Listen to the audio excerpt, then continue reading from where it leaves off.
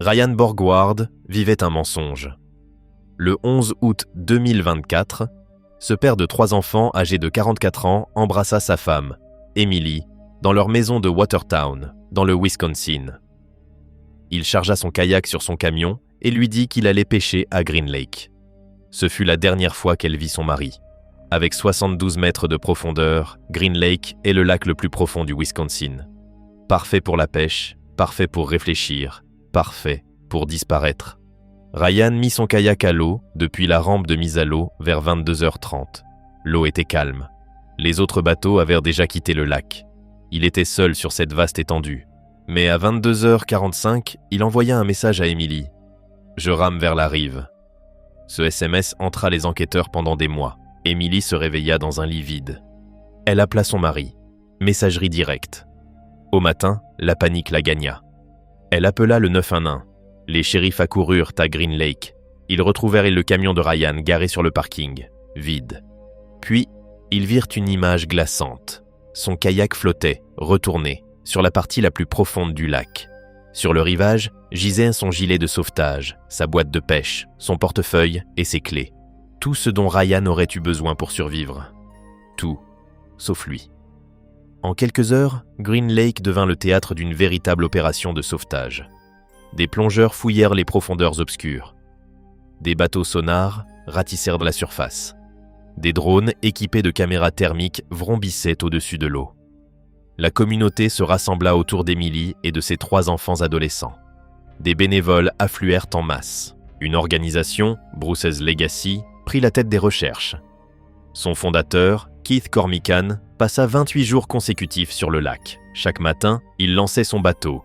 Chaque soir, il rentrait bredouille. Pas de corps, pas d'indices. Mais au fil des semaines, un doute s'installa. Plus les enquêteurs cherchaient, plus ils étaient convaincus que Ryan n'était pas dans le lac. Comme souvent, une enquête démarre avec un détail qui cloche. Et ce détail vint d'une source inattendue, la frontière canadienne. Les registres montraient qu'un passeport au nom de Ryan avait été scanné le 13 août, soit un jour après sa disparition. En creusant sa vie, les enquêteurs découvrirent l'impensable. Son ordinateur avait été effacé la nuit de sa disparition, l'historique de navigation intégralement supprimé. Quelqu'un avait soigneusement effacé ses traces. Ce quelqu'un, c'était Ryan lui-même. Les relevés bancaires révélèrent le reste. Depuis des mois, il transférait de l'argent sur des comptes à l'étranger.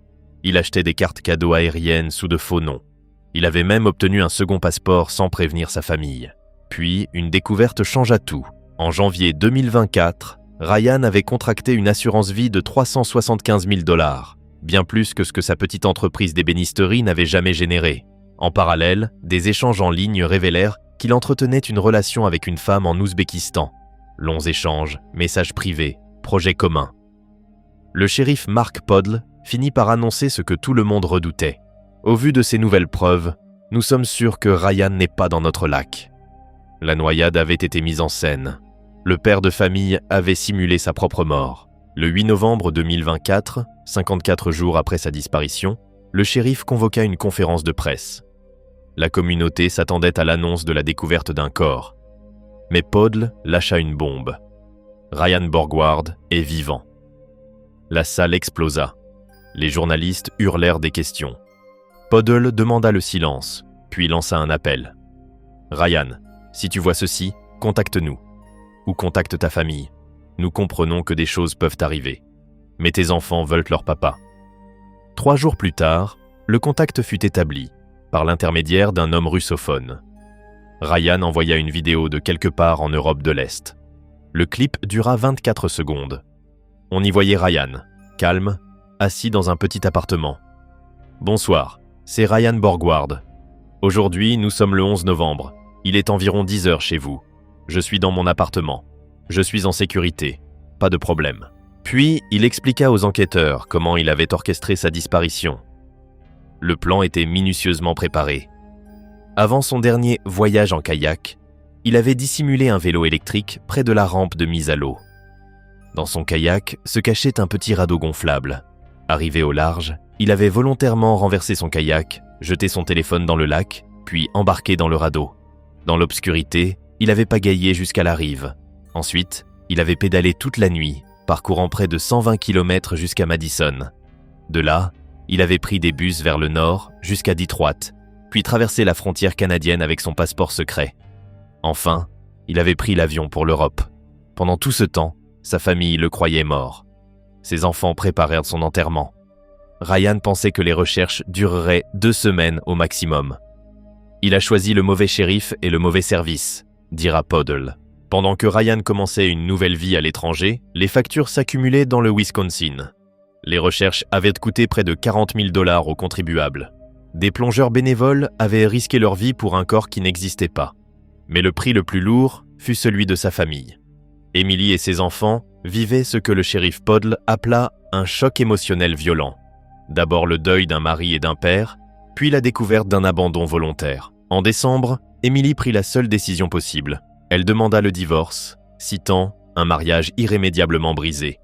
Ryan finit par rentrer pour affronter la justice. Il se rendit aux autorités et fut inculpé pour obstruction à l'action d'un officier. Lors des interrogatoires, il exprima des regrets, prétendant que son assurance-vie était destinée à protéger sa famille. Mais pour les enquêteurs, ces justifications sonnaient creux face aux souffrances infligées à Emily et aux enfants. Remis en liberté sous caution, il attend désormais son procès prévu pour janvier 2025. L'homme qui voulait disparaître à jamais devra répondre de ses actes. Aujourd'hui, Emily reconstruit sa vie comme mère célibataire, tandis que ses enfants apprennent à vivre avec l'idée qu'un père les a abandonnés, pour une raison que personne ne comprend encore.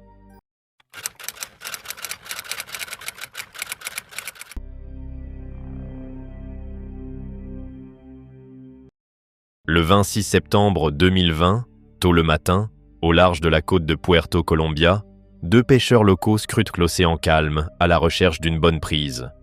Rolando Visbal aperçoit quelque chose qui flotte au loin. D'abord, cela ressemble à un morceau de bois dérivant. L'objet oscille doucement avec les vagues, à environ 3 km du rivage. Visbal dirige son petit bateau plus près pour mieux voir, mais soudain, un bras se lève hors de l'eau, agitant faiblement un appel à l'aide. Visbal n'en croit pas ses yeux. Une femme flotte sur le dos, au milieu de l'océan. Les yeux fermés, le corps inerte d'épuisement. Elle est restée des heures dans l'eau. Comment est-elle encore en vie? Visbal l'appelle en espagnol et en anglais, mais la femme ne répond pas. Il lance rapidement une corde avec une bouée de sauvetage vers elle. Luttant contre les vagues, les pêcheurs réussissent à la tirer près de leur embarcation, mais réalisent alors à quel point elle est proche de la mort. La femme souffre d'une grave hypothermie. Sa peau est froide et pâle, et elle peut à peine bouger ou parler. Visbal et son ami peinent à hisser son corps sans force dans leur petit bateau. Elle s'effondre sur le pont, grelottant de manière incontrôlable. Le pêcheur filme le sauvetage avec son téléphone alors qu'il se précipite vers la rive. Sur la vidéo, on entend la femme gémir de douleur et cacher son visage avec ses mains. Elle éclate en sanglots, submergée par le choc et le soulagement. Mais la découverte la plus incroyable reste à venir. À l'hôpital, les médecins s'emploient à traiter son hypothermie et son épuisement. On estime qu'elle a passé 8 heures à dériver en mer, à quelques instants seulement de la mort, lorsque Visbal l'a trouvée. Lorsqu'elle reprend des forces, le personnel médical lui demande son nom et des informations. Quand elle finit par parler, ses premiers mots sont troublants. « Je suis né une seconde fois. Dieu ne voulait pas que je meure. » Mais ensuite, les autorités vérifient son identité et découvrent quelque chose d'incroyable. La femme repêchée dans l'océan est Angelica Gaitan, âgée de 46 ans. Elle avait disparu depuis 2 ans. Sa famille avait signalé sa disparition en 2018. Visbal publie la vidéo du sauvetage sur Facebook, où elle devient rapidement virale. Des centaines de milliers de personnes visionnent ce sauvetage spectaculaire. Mais la famille d'Angelica voit également la vidéo. Sa tante, à Bogota, reconnaît immédiatement sa nièce. Ils se rendent à Puerto Colombia pour confirmer son identité et rester auprès d'elle. Après 2 ans d'incertitude sur le fait qu'Angelica soit vivante ou morte, sa famille est sous le choc. 1000 questions les tourmentent. Où était-elle passée? À mesure qu'Angelica se rétablit à l'hôpital, elle commence à raconter son histoire. Ce qu'elle révèle est un récit d'abus, de désespoir et de survie presque trop bouleversant pour être cru. Angelica confie au personnel qu'elle avait fui son foyer à Bogota en 2018 pour échapper à un mariage violent. Elle affirme que son ex-mari l'avait physiquement et émotionnellement maltraitée durant 20 ans. Selon elle, il l'empêchait de travailler ou d'étudier et la séquestrait dans leur maison. Partir était sa seule chance de survie.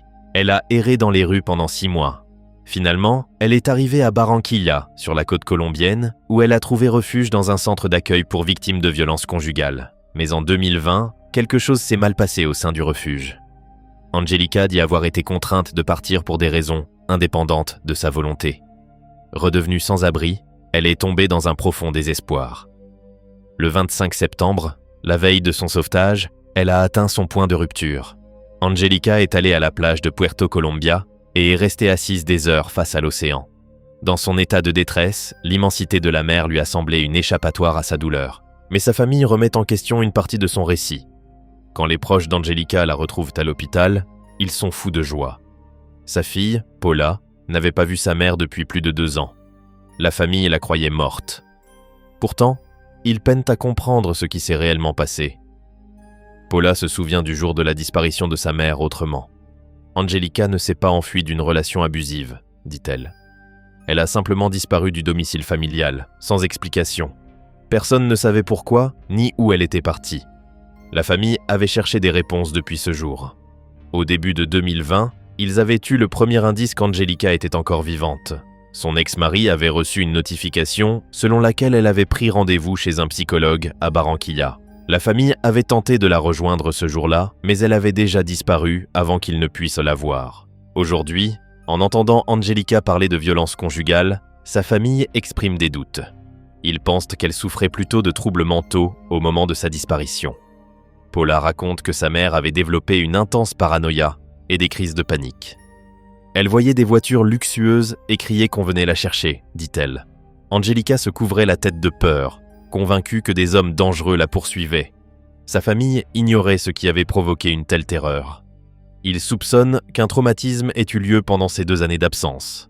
Quant à son ex-mari, il nie catégoriquement les accusations de violence. Ces récits contradictoires laissent les enquêteurs face à plus de questions que de réponses. Angélica a-t-elle été avant tout victime de violences conjugales ou de troubles psychologiques? Les deux à la fois? L'affaire devient alors encore plus complexe. Les autorités colombiennes ouvrent une enquête sur sa disparition et son sauvetage. Ils interrogent des membres de sa famille, le personnel du refuge et son ex-mari. Jusqu'à présent, aucune charge n'a été retenue contre qui que ce soit. La priorité reste d'apporter à Angélica l'aide dont elle a besoin. Des spécialistes en santé mentale ont diagnostiqué chez elle un état de stress post-traumatique sévère. Sa désorientation et ses souvenirs confus pourraient être les symptômes d'un traumatisme psychologique, même si les médecins ne peuvent déterminer précisément ce qui a causé son état. Mais la médiatisation engendre de nouveaux problèmes. Des médias du monde entier s'emparent de l'histoire d'Angélica et la vidéo virale de son sauvetage fait les gros titres à l'international. Des journalistes campent devant l'hôpital, avides de détails sur ses années disparues. En 2021, Angélica retourne vivre à l'intérieur des terres, auprès de sa famille élargie. Elle poursuit sa thérapie pour surmonter ses traumatismes. Dans ces moments de calme, elle exprime sa gratitude pour cette seconde chance. « Dieu m'a donné une nouvelle opportunité d'aller de l'avant », dit-elle.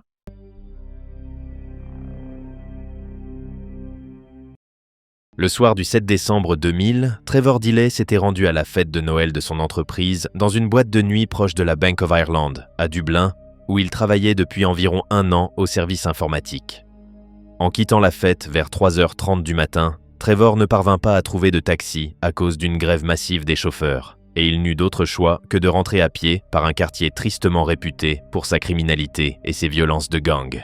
Le trajet jusqu'à son appartement durait une 20aine de minutes. Comme la banque se trouvait juste à côté, Trevor décida de faire un détour pour récupérer son parapluie avant de rentrer sous la pluie. Étrangement, les caméras de vidéosurveillance de la banque montrent un homme vêtu de noir posté derrière l'un des piliers de la grille de la banque. L'homme est resté là près d'une demi-heure, jusqu'à l'arrivée de Trevor. Peu après 3h30, l'homme sort son téléphone pour répondre à un appel. Et quelques secondes plus tard, Trevor passe devant lui aussi au téléphone. La police déterminera plus tard qu'à ce moment précis, Trevor appelait l'un de ses collègues, encore présent dans les locaux. La caméra montre Trevor arrivant au portail de la banque. À ce moment, un second homme en noir sort de l'ombre et engage la conversation avec lui. Trevor raccroche, ouvre le portail et parle à l'homme.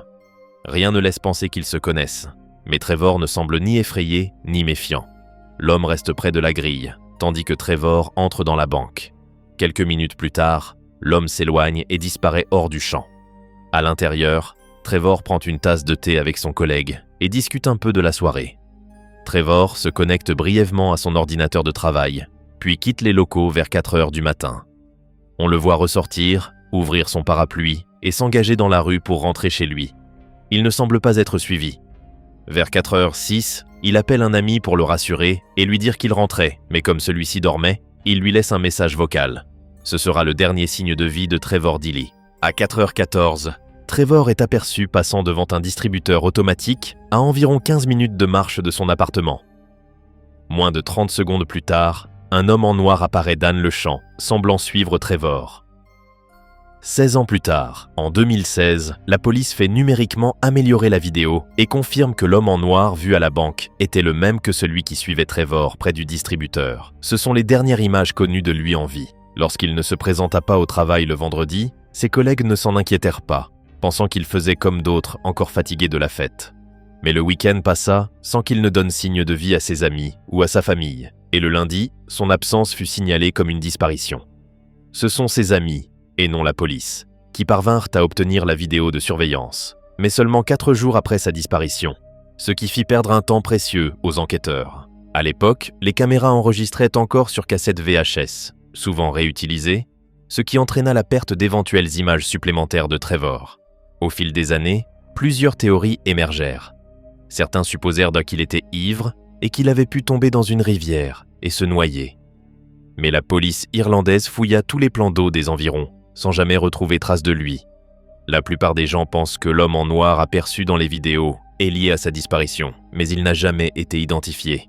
En 2017, la police reçut un témoin anonyme affirmant savoir ce qui s'était passé.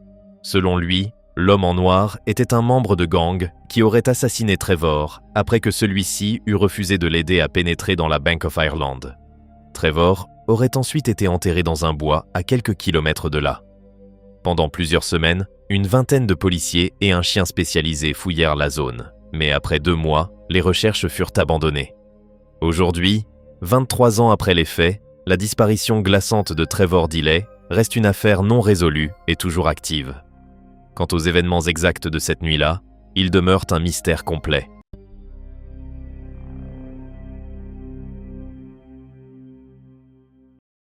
Trois jeunes femmes ont disparu du même quartier de Cleveland. Pendant 10 ans, leurs familles ont cherché sans relâche. La police a suivi des centaines de pistes sans résultat. Mais un lundi après-midi tranquille de 2013, un cri désespéré a brisé le silence de Seymour Avenue. Ce qui s'est passé ensuite allait choquer l'Amérique. Le 23 août 2002, Michelle Knight quitte la maison de son cousin, un lieu qu'elle visitait souvent. La jeune femme de 21 ans sort simplement de la maison et ne sera plus jamais vue. La police a traité son dossier différemment de la plupart des disparitions, pensant qu'elle s'était simplement enfuie. À l'époque, son cas a reçu très peu d'attention et son nom a même été retiré de la base de données des personnes disparues. 8 mois plus tard, Amanda Berry termine son service au Burger King. La jeune fille de 16 ans appelle sa sœur pour lui dire qu'elle rentre avec quelqu'un. C'était le 21 avril 2003, la veille de son 17e anniversaire. Amanda n'est jamais rentrée chez elle. Une semaine plus tard, sa mère reçoit un appel. Une voix lui dit « J'ai Amanda, elle va bien et rentrera dans quelques jours ». Puis, la ligne se coupe. La famille d'Amanda comprend qu'il s'est passé quelque chose de terrible. Ils apparaissent dans des émissions télévisées, suppliant qu'on les aide. Mais un jour, une voyante, en direct à la télévision nationale, dit à la mère d'Amanda une phrase dévastatrice. « Votre fille est morte, elle est dans l'eau, quelque part ». Effondrée, la mère enlève les photos de sa fille, écrasée par la douleur. Le 2 avril 2004, Gina de Jesus, 14 ans, rentre de l'école après avoir passé du temps avec son amie Arlène. Les 2 filles se séparent à une cabine téléphonique, mais Gina croise quelqu'un qu'elle connaît et en qui elle a confiance, le père d'Arlène. Il lui propose de la raccompagner. Gina monte dans la voiture et ne sera jamais revue. La police ne déclenche pas d'alerte enlèvement, affirmant qu'il n'y a aucun témoin direct. Sa famille est furieuse. Ils organisent eux-mêmes des recherches, des veillées de prière, des marches aux chandelles. Mais un homme intrigant apparaît souvent à ces veillées. Il console les familles, distribue des tracts, joue même de la musique lors des cérémonies. Son nom, Ariel Castro, le père d'Arlene. En 2004, Cleveland compte 3 jeunes disparus. La communauté est terrifiée. Un tueur en série rôde-t-il dans le quartier? La vérité sera pire encore. Toutes 3 sont vivantes, et elles sont au même endroit, enfermées au 2207 Seymour Avenue. Michelle, Amanda et Gina vivent l'horreur inimaginable. Castro enchaîne Michelle dans une chambre à l'étage, la prive de nourriture pendant des jours. Amanda et Gina sont déplacées du sous-sol vers des chambres verrouillées. Des sacs plastiques recouvrent les fenêtres. La maison est une prison. Castro contrôle tout. Un repas par jour, 2 douches par semaine, des seaux pour toilette. Tout silence imposé, toute désobéissance punie de violence. Michelle subit le pire. Castro la force à faire 5 fausses couches. Ses blessures la laissent brisée et marquée à vie. Castro sort avec Jocelyn, la présentant comme sa petite fille, mais garde toujours Amanda, Gina et Michelle enfermées. Il aime aussi les tourmenter. Ils fêtent leurs anniversaires d'enlèvement avec des gâteaux, se moquant de leur douleur. Parfois, il fait semblant de quitter la maison puis revient brusquement, les surprenant en train d'essayer de fuir. Castro assiste même aux veillées pour les disparus, étreignant la mère de Gina, distribuant des tracts à leur effigie, avant de les montrer à ses prisonnières. Mais ce jeu cruel finit par renforcer les 3 femmes. Elles entendent leurs familles à la télévision, refusant d'abandonner. « Tant que vous ne me ramenez pas un corps, ma fille est encore vivante », dit la mère de Gina. Ces paroles leur redonnent de la force. Dehors, les recherches continuent. En 2012, une rumeur affirme qu'Amanda a été enterrée à proximité. La police creuse, pour ne rien trouver. L'espoir s'amenuise, mais les familles n'abandonnent pas. Pendant ce temps, les voisins remarquent des choses étranges chez Castro. Une femme nue, aperçue rampant dans son jardin. Des coups frappés aux portes. Ils appellent la police. Des agents viennent, frappent à la porte, mais repartent sans entrer. En 2004 déjà, la police était venue chez Castro après qu'il ait effrayé un enfant de son bus scolaire, car Castro était chauffeur de bus. Michelle et Amanda étaient à l'intérieur à ce moment-là, à 2 pas d'un sauvetage manqué. Le 6 mai 2013, Ariel Castro commet une erreur fatale. Il quitte la maison en journée, verrouille la porte extérieure, mais oublie de fermer la lourde porte intérieure. Amanda Berry s'en rend compte. Est-ce un piège? Il les avait déjà trompés en laissant une porte déverrouillée pour les punir ensuite. Mais les minutes passent. Castro ne revient pas. Amanda prend alors une décision qui changera tout. Elle pousse la porte intérieure.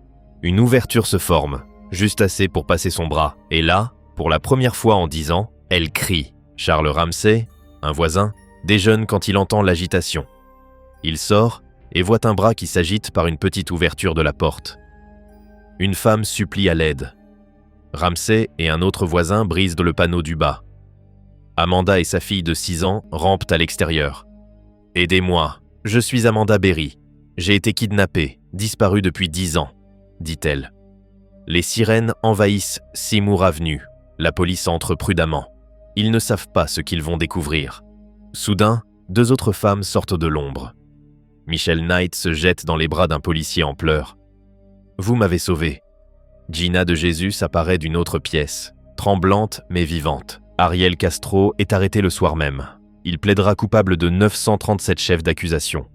Condamné à la prison à perpétuité, plus 1000 ans. Au procès, il ne montre aucun remords, prétendant que tout était consensuel, qu'il y avait de l'harmonie dans sa maison. Mais Michelle Knight se lève devant lui. Elle le regarde droit dans les yeux. « Tu m'as volé 11 ans de ma vie. J'ai vécu 11 ans en enfer. Maintenant, ton enfer ne fait que commencer. » 1 mois plus tard, Castro est retrouvé mort dans sa cellule. Il a choisi de mettre fin à sa vie. Mais pour les survivantes, une nouvelle histoire commence. La maison de Seymour Avenue est démolie en août 2013. Michelle assiste à la destruction et relâche des ballons jaunes dans le ciel. Le terrain devient un jardin paisible. Elle change de nom pour Lily et se marie. Amanda Berry devient animatrice télé, aidant à résoudre d'autres disparitions. Gina de Jésus fonde un centre pour les enfants et adultes disparus. Pendant 10 ans, 3 jeunes femmes ont vécu l'horreur. Oubliées par le système, négligées par les enquêteurs. Mais malgré tout, leur petite étincelle d'espoir les a sauvées. Le 28 novembre 2012, Emma Filipov a disparu dans des circonstances très étranges à Victoria, en Colombie-Britannique. 1 an avant sa mystérieuse disparition, Emma avait réalisé son rêve de toujours, déménager dans l'Ouest canadien depuis Perth, en Ontario. Bien qu'elle soit arrivée à Victoria sans emploi ni logement, Emma a rapidement emménagé chez une amie et a trouvé un travail dans un café local tout en cherchant un logement. Tout semblait bien se passer pour elle, mais à l'arrivée de l'hiver, elle est devenue beaucoup plus repliée sur elle-même et a commencé à adopter des comportements étranges. Selon sa colocataire, il n'était pas rare de voir Emma se livrer à des rituels obsessionnels et compulsifs et à des comportements erratiques, et de tomber dans ce qui semblait être des épisodes maniaques.